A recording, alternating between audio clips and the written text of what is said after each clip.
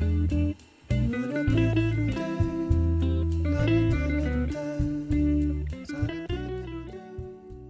I'm Ananya, and I'm a junior content manager with Trip 101. Welcome to another episode of our Travel Talk series. Today, we're going to discuss an exciting location. It's not really a destination, it's more like an attraction or a monument, but it's quite a wide one. Many say that this specific attraction, which is also marked as a UNESCO World Heritage Site, was the inspiration behind the wall in George R. R. Martin's famous Game of the Thrones series. So I'm quite excited to learn more about it today from Anisa here, who has joined me. Welcome, Anisa, to this session with us. Thanks so much for having me. It's one of those things where you say it's about the journey because Hadrian's Wall is really quite a journey. It's quite a massive monument which you visited. I'm excited to learn about it from you. Before we do that, would love to know a little bit more about you as a traveler. Where are you from? How frequently you travel? All of that. And then we'll deep dive into Hadrian's Wall, the attraction we're discussing today. Sounds good. I'm Anisa, and I run a couple of websites. One of them is Two Traveling Texans, about traveling around the world. I focus a lot on travel in the UK because I now live in the UK. I married an Englishman.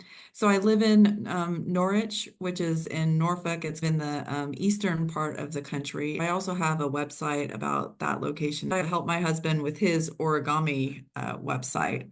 I'm originally from Texas, but I've been living in England for almost 7 years now. It's hard to believe time goes so quickly. I like traveling mostly with my husband.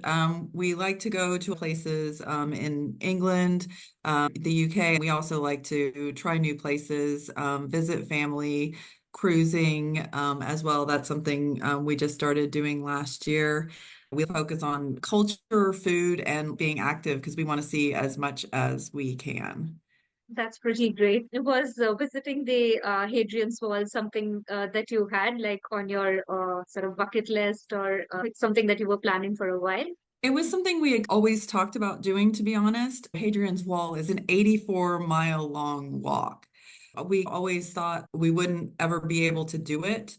It was just so taunting. But then I found out that you don't have to camp there because we're not campers. There's actually a lot of really lovely accommodations there. So that made me feel better about that aspect of it. I learned that you don't have to carry all your luggage.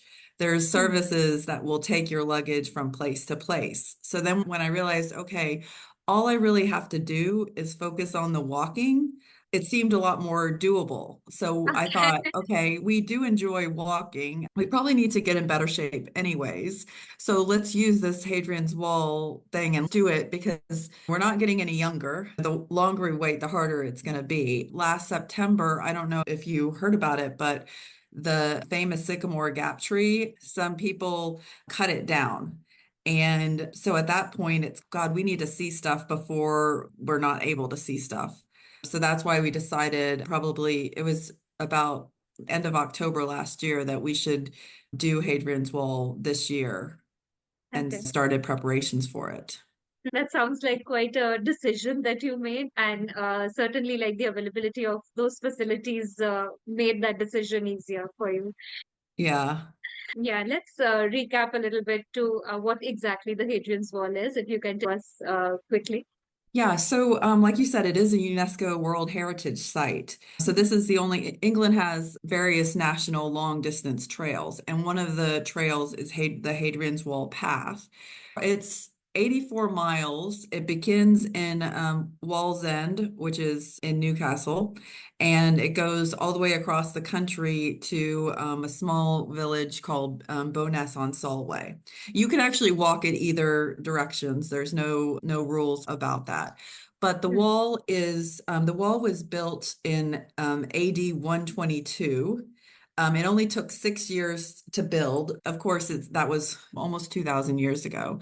So not much of the wall remains. Historians estimate it could have been 3 meters tall. Now, the tallest parts you can see are about 2 meters, but most of it is a lot shorter. In some places, it's still buried under the ground. You will see buildings that are built with the stones back, especially in medieval time. It was a great source of building materials for churches and things like that. So that's another reason why you don't see the wall it would have been. And then it wasn't just a wall. They also had forts along the wall. There were mile castles, which are small forts. At every mile, there were two turrets, which were even smaller, more like watchtowers. And there's a lot of debates about what Hadrian's Wall was, because basically it was to mark the end of the Roman Empire and keep, and we'll just use the term generally, that like the Scots out the Roman Empire. But some people say it was like a way to regulate trade. It was a show of power, a lot of different things, but it was more than just a wall. It is believed that it didn't inspire the wall in Game of Thrones. It certainly is a fascinating creation of mankind and one that dates back to the beginnings of the modern times, ancient. Which direction did you go in? You said it's possible to walk it in both ways. So, which direction did you do when? Yeah, most people recommend that you walk it from west to east because Hmm, that goes with the wind. But we decided we wanted to walk it from east to west. There were a couple of reasons for that. It was hmm, easier for us to get to the start point in Newcastle, and the end hmm. point was a little bit like after we were going to walk the wall, we were going to go to Scotland for a little bit, and that was where we were going to go in Scotland. It was easier to get to from the end point on the in the west. But we were lucky. The wind wasn't really a issue for us, so it worked out fine. And we did end up walking a lot more than 84 miles. So, you mentioned you went in October of last year. No, we decided that we were going to Oh, you go in decided. October of last year, and then we actually did the trip in June of this year. To be able to walk that much, we had to do a lot of training. We weren't at the point where we felt comfortable that we could walk enough to be able to do it. Yeah. It was a trip that we were gone for 12 days total. Hmm. We had one travel day each way. We were walking for 7 days. We Hmm. took a rest day in the middle of those 7 days to do some sightseeing. And then we spent 2 days visiting some family in Scotland after we finished the walk. So that makes That's, up the 12 days. so you went in June of this year. I think summer is the time when people usually do the hike, right? Yeah, you can do the hike anytime from the end of April to the end of October. The weather is unpredictable. We were there in June, which is summer, but it was a lot cooler than I expected. Most of the time when we were hiking, I was wearing a jacket. And we did get some rain, but there was only about a few hours, a couple different days that we had rain. So it really wasn't that bad. You have to know that when you're going to be walking around 7 days, some people do it in more or less. You're going to have to deal with some rain. In northern England, you're not going to get that long of no rain, Yeah. even in the summer. Back in October of last year, once you decided that you wanted to do the hike, what were the preparations that you had to make? You mentioned that you wanted it aligned with your desire to get in shape and fit as well. So, what sort of steps did you take to be able to do the 7 day walking hike? Yeah, one of the things we read that was really important is you need to be able to walk a long distance, but it's not just walking a long distance one day. You Mm. have to be able to get up the next day. You're probably going to be sore and do it all over again. During the week, we would do a couple of short walks, maybe 2 to 3 miles, 2 to 3 days. On the weekends, we would try to do our long walks. And our long walks first started as 5 miles a day, and then they got up to 14 miles to get ready for it. Where we live, it's actually quite flat. And there are parts of Hadrian's Wall that are quite flat. One thing I really like about Hadrian's Wall is you go through a lot of variety of landscapes. It's not the same thing every day. It's quite different. We didn't really do much training on going up and down the hills. That part was more challenging. In our case, we didn't have areas we could go to get that practice. I think I would have actually done some Stairmaster work because there are places along Hadrian's Wall where you're climbing up and down stairs. So I think for other people that are training for Hadrian's Wall, if you don't have, if you're like us and you live in an area where there aren't really hills or mountains where you can do that kind of climbing, Stairmaster would be a good alternative. You were mostly walking on flat land. Then Yeah. you. But that's what I would do differently in my training if I were Okay, young. so that's a tip for those who are making the decision now and planning for maybe in the next couple of months or next year when they want to go. With all of that practice that you did for about 6 months or so, was that enough when you actually did the walk? We were able to complete it. Yes, I think it was enough. It was challenging. Most days, by the end of the day, we were quite exhausted, but we were able to do it.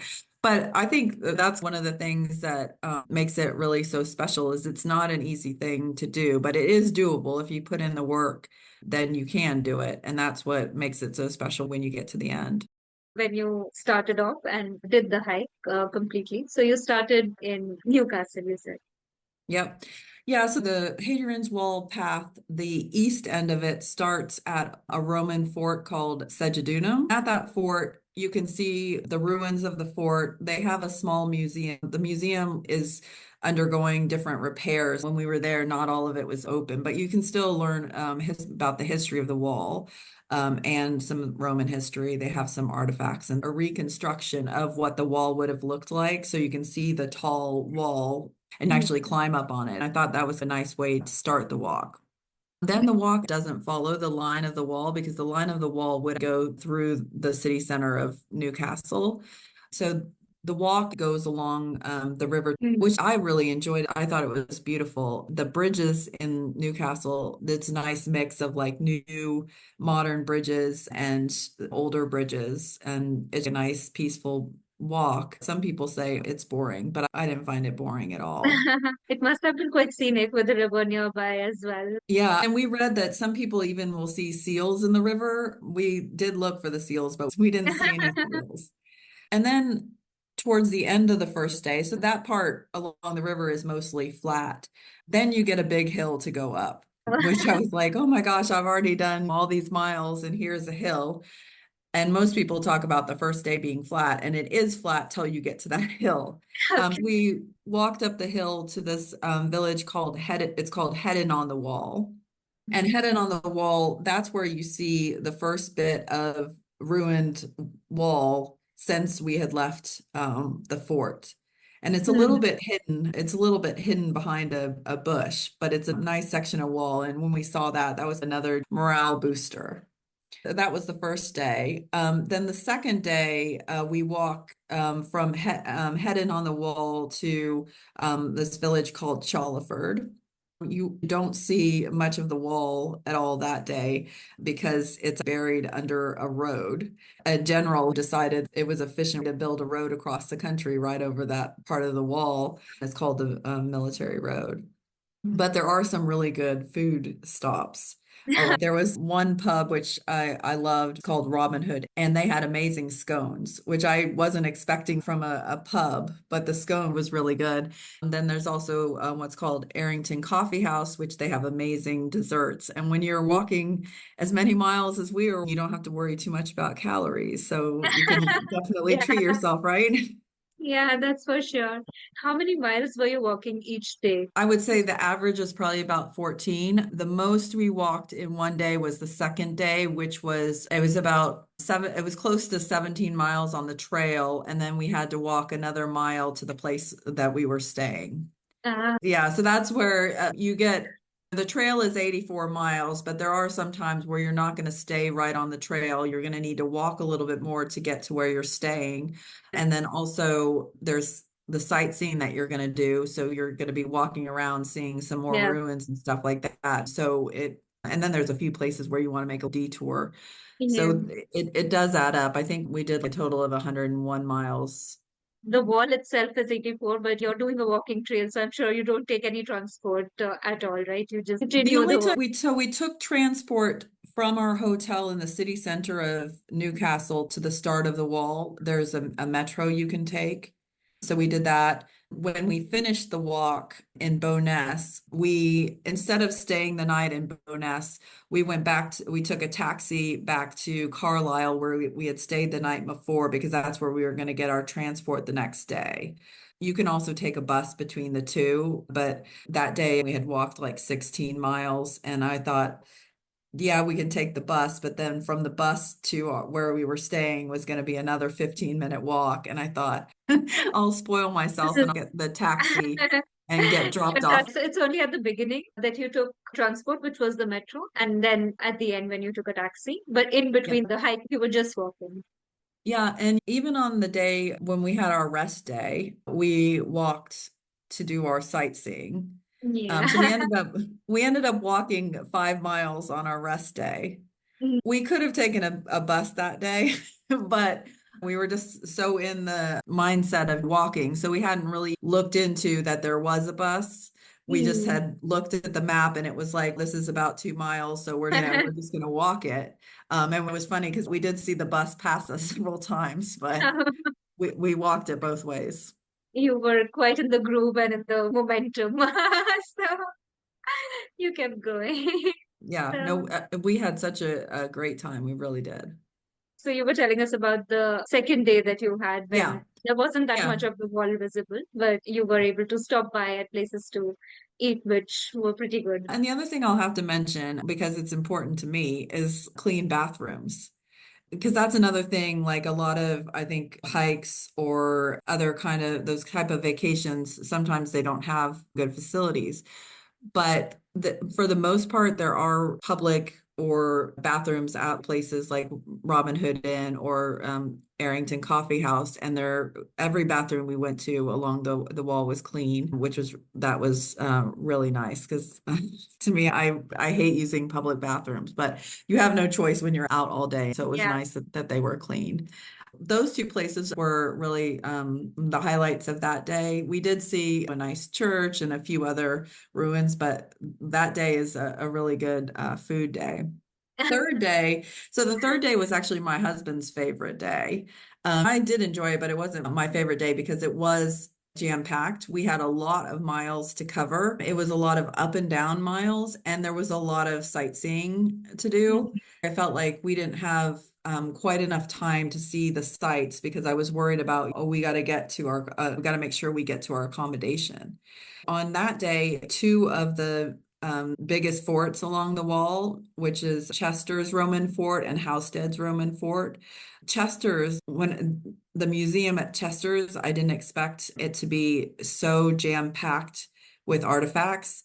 You walk into this room and it was like altar after altar after altar, and it was like 3 rows high of altars, and then around the whole room, plus things in the middle of the room.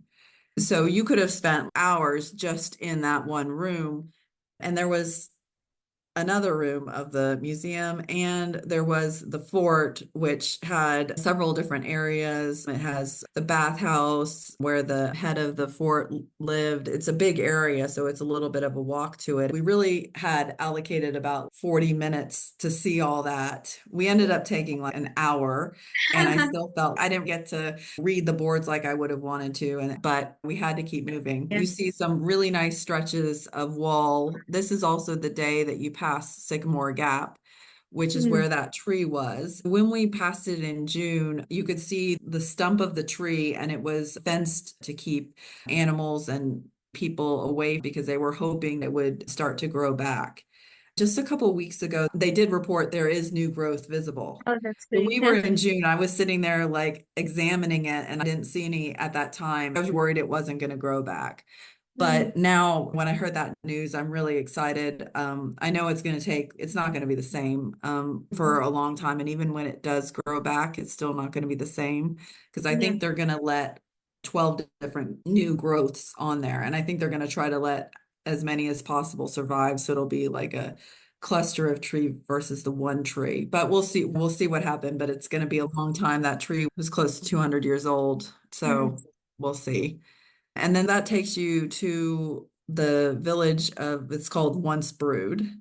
The village is called Once Brewed, and then it has a famous pub there called Twice Brewed. I'll have to tell you the story about it, but I forget the name of the person, but it was a famous general, and who I don't remember the name at the moment, but he was complaining about the beer. So they said they would brew it again. He said, you need to brew it again.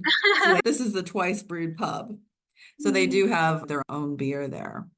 And after Was it? that day, that's where we stopped and had our rest day because there's the other fort. It was built before the wall existed, so it's not right on the wall. It's a little bit off the wall called Vindolanda. And Mm, Vindolanda, it's quite an amazing site because they've been doing excavations of it they just celebrated the 50-year anniversary of creating the charity that does the excavations last year. But they have like a lot more to go on there. They've barely even scratched the surface on this fort. But they've had some of the most amazing discoveries there. They've discovered I think it's like 5,000 shoes. Just that's just one of the things. They have all kinds of other things that they've discovered, but the shoes is the most popular discovery. And then their most famous discovery is the Vindolanda tablets. Back in the time of the wall, they would write letters on these tablets, and they learned so much about the people and their lives because they were everyday letters. They know the names of the people, who was married to who. They know who had kids. They know who liked beer. It's really crazy. So they have a few of these tablets that are on display inside the Vindolanda Museum, which is at the fort, but a lot of them are actually at the British Museum in London. So that was a fascinating day. And then we continued on to the fourth day of our walk, which was my favorite day. oh, Um, and I think it was my favorite day because it was actually one of the shorter mileage days. So we could really take our time and enjoy things. The views were spectacular. This is the day we reached the highest point on the wall. And it's not that high as far as elevation goes. It's about, I think it was 300 meters. And Hadrian's Wall, it's not really, you're climbing up for very long at one time. It's a lot of up and down. So you're climbing more than 300 meters, but that's the highest point on the wall. I know when we reached that point, we took a nice break and took a lot of photos, and that felt like another big accomplishment. And then there's a lot of nice sections of wall that day. There's a couple of Mayo castles where you can see the remains nicely. There's Caulfield Quarry, which is now been filled in as a lake. And we had our lunch there. I thought that was really nice to just there was picnic tables and we had our sandwiches and just enjoyed the view. Actually, that's another thing I wanted to mention about food. And I think we'll talk about food more later, but just to make sure I don't forget, all the places that we stayed, you could order a packed lunch. And so we did that. So that way we didn't have to worry. Some days there aren't even any food options, but we always would have our lunch with us. And the lunches they gave us were quite generous. We did bring a lot of snacks with us for the walk because we didn't want to be hungry. We never had a problem with that. I had a lot of snacks that we didn't eat. that's great. And then we got to Greenhead where we stopped that day. And then the next day, that's when we walked to the town is called Walton. There's still some nice hills on this. It's not near as much as the previous 2 days. I think the highlight for me of this day was actually Lanercost Priory. This is one of the buildings I was talking about that was made with the stone from Hadrian's Wall. It's not a priory anymore, but it is still an active church. They have the ruins, but the actual church is still a church. And I just wrote that because it's been there for so long, and it's a beautiful building. The next day, we walk to Carlisle, which is another city. And that day, there's not that much to see when you're actually doing the walk. So we did our walk relatively quickly, which is good because there's a lot to see in the city of Carlisle. We had visited Carlisle before. We had driven through Carlisle before on another time back from Scotland. We visited the castle. Which is a really impressive castle, and it has a lot of historic connections to various kings and queens. And it was also built from stones that were Take- from Hadrian's Wall. We didn't go to the castle this time. Instead, we went to the cathedral there. I was actually quite impressed. It's not a very big cathedral, but it's quite different from a lot of other cathedrals in England because it's more dark. Like it's a darker stone. They use darker wood, so it felt more intimate. And they have a really beautiful ceiling. I think they call it the star ceiling. It's really beautiful. So that was really nice. And the next day we have the last bit of our walk to go. That's another section that's mostly flat. You Mhm. don't see any wall. I should say the day before you also don't see any wall. The fifth day of walking is the point where you see the last bit of wall. And that was a little bit sad because we weren't ready to park on the Yeah. wall. But yeah, on the last day there, I think the highlight of the walk the last day is there is a church in a small village that Edward the First was killed in that area. He was brought to this small parish church to lie in state till they could come and get him and take him back to Westminster Abbey where he was buried. I just thought about that time. I think it would have been like 12, 1300, and the prestige that town would have, that little village would have gotten from having the king there and just what those people would have thought of that whole thing. I thought that was quite fascinating. And then you get to the end, it's along the coast. It's very peaceful.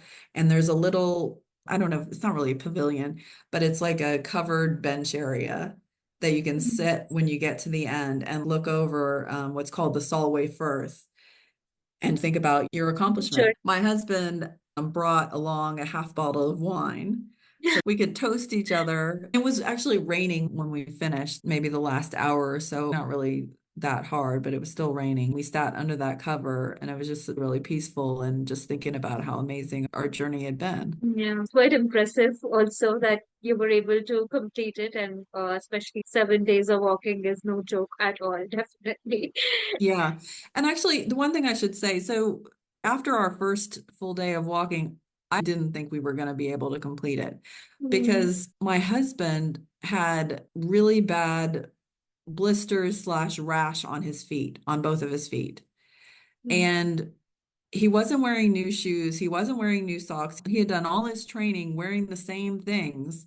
But for mm. whatever reason, when he did it that first day, his feet were in quite a state. I didn't take any pictures of it because I don't know. I just thought, how is he going to be able to continue on with this walk? And we did change some things with his socks and shoes, and he was able to manage it. A big reason is he was so determined to do the walk. For part of it, it was quite painful for him. But the other thing I would say to people is the number one reason that I see that people are not able to complete the walk is blisters. So you really need to be prepared that you are probably going to get blisters and have the stuff with you to be able to manage that. Otherwise, it could cost you being able to complete it. You have to be prepared to adapt to what happens while you're walking, able to get to the end as well. That must be quite important to keep during your journey. So you said day three, four, and five is when you see most of the wall, and on day one and two, I think you spotted a little bit, or mostly the. Day one, you see it at the beginning and the end. Day two, there's one section of it that you'll see. And then, yeah, day six and seven, you don't see it at all.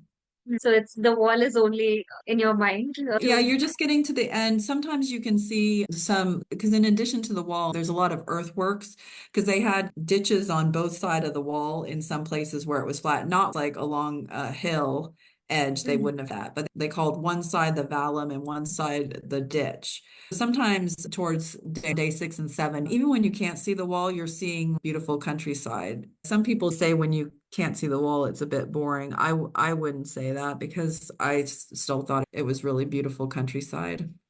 Yeah. So just the expectation, especially when you're beginning, that you're going to suddenly see it if you continue walking, must be quite exciting as well.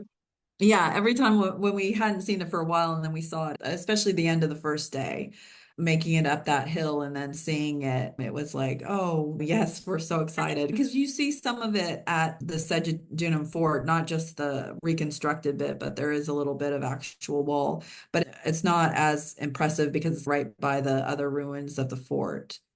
Yeah. So what was your feeling on that last day when you sat in the pavilion, when you completed the whole thing? So we both felt really proud. We did feel a little bit sad because we were enjoying it so much and we didn't want it to end. It was mixed emotions, but it definitely was quite a special moment. Would you like at any point go back to this hike or a part of it to revisit some of it or redo some of it maybe? Yeah, we actually do want to do it again, but walking west to east, Mm. which is the opposite way we walk. So we can really see. I do think the more I've gone over things, I do think it's better to go east to west, but I want to try going west to east to see if I really believe that. I'd also like to spend more time at some of the places, especially on day 3 where we had to rush. Yeah, so yeah, we definitely want to do it again. And at Vindolanda, they still have a lot of excavations to do. And they actually have a program. They call it a volunteer archaeology, but you actually do have to pay to to participate. But it's you have to commit to 2 weeks. So at some point, we'd love to go back and spend 2 weeks doing archaeology work at Vindolanda because they are still finding a lot of stuff. It's hard to believe because you feel like all the discoveries have been made, but that's definitely not the case. So I think it would just be so amazing if you were part of some kind of important discovery. So you can help them with the excavation, with the digging and finding materials that are still buried inside. Yeah. Yeah. They have expert archaeology people that lead the group, but then you do a lot of the hard labor. It'll be quite exciting if you're able to find something, or even just be part of it and contribute to the discovery of some aspect of history which is still not known. I probably would be disappointed if we didn't find anything. Maybe at least a few shoes can be spotted since they've already found so many already. That's pretty great. Let's go back and discuss the places you stay at the end of each day. I'd love to know more about that. That was probably the thing that surprised me the most is how nice the places were. And they're really compared to other locations, they're a lot more affordable, to be honest. Yeah, you're not going to have any really big brand places most of the way, most of the time. There's very small places where they might have a couple rooms. So that's another reason why you can't just be like, oh, I'm going to do this next week. During the summer, these places do get booked up. You need to plan in advance. Looking at In Newcastle, we stayed in the city center at a place called Motel One. When I hear the word motel, I think it's a cheap place along the side of the highway in the US. And actually wasn't like that at all. It was a very trendy hotel in a great location in the city center. I really liked that hotel a lot. After the first day of walking, we stayed at the place called Warmald House, which is in Wylam, which is actually so that place is a little off of the trail, a few miles, but they offer where they'll pick you up and drop you back off where um, you yeah, and they don't charge you for mhm. that. And that was another nice place. It's a historic house. And the village actually looked really nice. So I thought that was another place where I was like, I wish I could explore a little bit more. But by the time we got there, we'd already walked a ton of miles. So I just wanted to sit and rest my feet. So this was like a cottage that you stayed at? It was a bed and breakfast. It was a house that had a couple of bedrooms upstairs that you could. And then the next day we stayed in what was called Linden House. That's another B&B. It was in the village of Humsaw, about a mile from the trail. It was quite a luxurious place. We had one of those a kind of freestanding bath. Yeah, that's quite nice after you've been doing Yeah. a long walk. And the bed was really comfortable. The sheets were so soft. We liked all the places we stayed at. The next place was called Layside, about probably a mile and a half from that town or village of Once Brood that I talked about. So it's very remote. In your room, you have floor to ceiling windows looking out onto farmland and a little bit of some forest area. So we could sit in our room and watch the squirrels and the birds, and it was just lovely. We really liked Layside. We were thinking when we go back to Vindolanda for the excavations, we would definitely stay there again. Then we stayed at the Greenhead Hotel in Greenhead, which besides Newcastle was the biggest place that we stayed at, but I think they still have less than 20 rooms. They Mhm. have a fantastic restaurant too. It was funny because the day before we had met some people who were walking the other way, and they had said, "Oh, where are you staying tomorrow?" And we said, "Oh, Greenhead Hotel." And they said, "Oh, you have to have dinner at that restaurant. It's so good." And so we were really looking forward to it, and it did not disappoint. Yeah. And then the next day we stayed at what's called the Old Vicarage in Walton, and they actually have a brewery. Um, and that was really convenient location. And I'm not a big beer drinker, but my husband did have some of the beer there. And then the last 2 nights we stayed at was what was called the Langley House in Carlisle. It was another bed and breakfast. And the hosts there, they've been doing it for a long time, and they are just so welcoming and so much fun. One of the nights we had dinner in their dining room because they're known for their food as well. It was fantastic. We had so much fun just sitting in and chatting with them. A lot of these places have quite a cozy, intimate vibe, and they're quite small as well. You just get to be in a small space and enjoy the countryside. It's given me that kind of visual in my head. All of them sound pretty cozy and comfortable as well. Earlier, you mentioned that most of them gave you packed lunches that you could carry through. And We didn't get one in Newcastle because when you're walking through Newcastle, there's other places that you can eat lunch. But the other places, we did get packed lunches from all of them, and they were fantastic. You did have to pay extra for them, but they were anywhere from 7 to 10 pounds. It was more than just a sandwich. It was like sandwich, chips, drink, candy, some kind of candy bar, candy, and maybe fruit. It was a lot. Usually we didn't finish our lunches, and we had some of the lunch from before carried over to the next day because also all these places had breakfast as well. A full English breakfast is a lot. Before we had our actual breakfast of eggs and sausage and bacon and all that stuff, we would have yogurts and fruit. So Mhm. most of the time we were well fueled. They wanted to make sure that you could continue the full day of walking.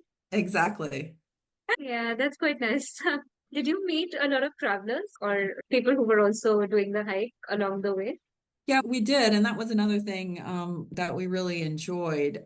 Most people that we saw were walking the opposite direction, and it was a good way to get information about what was coming up. We didn't see that many people walking the same way as us. So it wasn't Oh, like we were having long conversations. It would be like we would be going one way, seeing someone come and just chat with them a little bit. yeah. Everyone was really friendly. We met people from all over. I expected it to be a lot of British people, but there was British people, but I think there might have been more Americans than there were British actually. And we met several Australians, New Zealand, some people from the Netherlands. Mhm. So it was a lot of different people, and so that was really nice. And that's a great advantage of walking in the opposite direction that you can Yeah. speak to the people who are coming from the other side and glean more Yep. information about what's upcoming or what to avoid. Apart from that day two where you mentioned that you stopped at other spots for food, were there any others along the way? Or you earlier mentioned that there were some stretches where there were no other options apart from the packed lunch they were carrying. So which ones were those? There's some other places along the way, but one of the things you have to be really careful about is the hours they open and like when you're going to be there. And then also we did have an issue with when we went to the Lanarkos tea room. They were open till 4. We got there at 3, but they were out of a lot of the food. Oh. That's another reason why I think it's a good idea to do the packed lunch and not necessarily count Mhm. on the places. These areas are quite rural, so they have not that much. Their staff is quite small. So if someone is sick, they might have to cut the hours. It's hard to really rely on that. One of the other things I love about Hadrian's Wall is they have what they call honesty boxes. These are places mostly on the western half. There's none on the eastern half. They'll have all kinds of food. You just leave money in the box, take the food that you want and leave money in the Oh. box. Those are open only 24 hours. They usually have a table where you could sit down. We're sheltered. Some of the honesty boxes had places where you could charge your phone. That was really nice. I did see some signs that were like, oh, there's CCTV because people have been not paying for stuff. I was a little bit disgusted by that because I think it's so nice that they have these places. We didn't really need anything from these places because we had so much food with us, but we usually just bought something because we love the concept and wanted to support them. So it's only present on the western side, you mean only on like your half of your journey, or do you mean on one Yeah, side? it's the honesty boxes. I don't know why, but they only seem to happen in the county of Cumbria. Oh, So when you're in Cumbria, there are honesty boxes, but before you get to Cumbria, there aren't any. okay. It's probably an initiative in that part of that county, maybe. Maybe. Yeah. I also wanted to know, you did the whole stretch in about 7 days, but is it possible to also take longer than that if someone's not up for 14, 15 miles of walking in a day? Yes, it's possible. There's a couple of things that you have to keep in mind. It's mainly around the accommodation issue because there are some long stretches where there aren't accommodations, and there are other stretches where there's like a lot of different accommodations that you could have some short days, but there are some sections where you're going to need to probably at least do 10 miles or something like that. Mm. So you could stretch it out a bit, but yeah, there's some issues with the accommodation. But you could also do it where maybe you worked out something with the bus to go back to your location and stayed in Uh, the same thing like that, but it would be a bit more complicated. okay. But should I tell you what the fastest that someone's done it in? Oh, yeah. I don't remember the exact thing, but I think it's something like 14 hours. Oh, wow.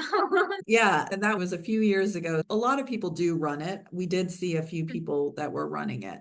So this Hmm. person ran it in like 14 hours. They must be incredible. Yes. Yes. I think probably most people do it in 7. There are some people that do it in less, but 7 for us was still challenging. Hmm. So we talked about how we want to do it again. I don't think we would try to do it in less than 7. It's not just because of all the walking, but there's a lot that you want to see. On that one day where we had a lot to see and a lot of miles, we had to rush through things. Hmm. And you're just going to have Yeah. more than that if you cut it down, or you're going to have to skip things. Of course, if you're running through it, your intention is different. You're more interested Yes. in finishing it rather than seeing the sights and enjoying the views. It makes sense. Yeah. Yeah. And then there are some people that only do the central section. So that could be another option if you don't want to do as many miles. I do think it's worth doing the whole thing, but I know some people have limitations on the amount of time they have. The parts that you covered on days 3, 4, and 5, that would be the central section. I know this entire discussion is full of tips, but I'm going to ask if you have any other tips you would like to share with people who are planning to do the hike. One of the things is, and this is actually really important, it's not the trip where you pack light. I know it sounds contrary to what you might think because you're doing this walking holiday, Mhm. but you need to pack everything that you might possibly need because there's long sections where there is no shop. And so you have to have it with you or manage without it. For example, if you Mhm. get blisters and you don't have band-aids or cream, you're not going to be able to just walk a mile and get it. You need to be prepared to be able to be like almost self-sufficient. Yeah, that's one thing you really need to make sure that you are prepared. One of the other things that we brought, well, we did bring a ton of blister supplies, which we were very thankful for. We also got these collapsible stools, which they fold up to where they're like about this tall and then you can expand them. And those were actually really helpful because I originally got them because I didn't want to have to be sitting on the ground and then so when I'm so tired, I have to get back up. It would just be hard to, motivate myself. Yeah. But when we were doing the walk, there's a lot of areas where it could be muddy. You don't Yeah. want to be sitting in the mud, or which was even more common, you're walking through a lot of fields that have sheep and cows in them. their poop is everywhere. You don't want to be sitting down on the ground in that. So I think that was another thing that was Mhm. important as well. But yeah, I think Hadrian's Wall, it's just such an amazing experience. And I want to help as many people do this as possible. I've actually created a Facebook group specifically for people that want to walk Hadrian's Wall that's called Hadrian's Wall First Time Walkers Community. Yeah, so that way people, I don't want people to feel, 'cause there are some other Hadrian's Wall groups out there, but they can be a little bit intimidating because it's a lot of Yeah. people that have done a lot of these long distance walks. But Mhm. I wanted to create a community for people who are really like learning to do this and can also meet other people that are doing the same. Yeah, that's really cool. It makes a lot of sense what you said. It's not really a camping trip that you're taking, but you need to pack yourself up that way. Like you need all the supplies on you because even though it's a tourist destination, the towns near it are quite remote and the landscape is sparsely populated. You're on your own a little bit. Yeah, and I should say I'm not a camper. That's why we took the route with the nicer places, but you can camp and that will be a lot cheaper if that's the way you want to go. In England, you can't do what they call wild camping. So you can't just have your tent and wherever you feel like it, set it up. You have to go to an actual campground. There are different campgrounds along Hadrian's Wall that you could do if you wanted to. We saw a lot of people doing that, and I was always like, oh my gosh, I applaud you because I was cold during the day wearing my jacket. So I was just thinking about how they were at night. There's no way I could do it. And you definitely need a lot more gear and clothing to carry with you. At the beginning, you also mentioned that you took help from a luggage service that was able to transport your luggage separately. So that's also something that you can sign up for while you're walking, right? You need to book that in advance as well. Okay. Yeah, I think I've covered all the questions and you've covered everything that I needed to know about the Hadrians. I hope that our viewers will also find the information that you have shared useful. It was definitely a very informative discussion. Oh, good. Yeah. If Yeah, they have any more questions, probably the best place is to come to that Hadrian's Wall First Time Walkers community space yeah. and Check out Anisa's Facebook group that's specially created for first-time travelers. yep. Yeah. All right. So with that, we'll sign off for today. And thank you so much for joining us and sharing about your experience and your trip.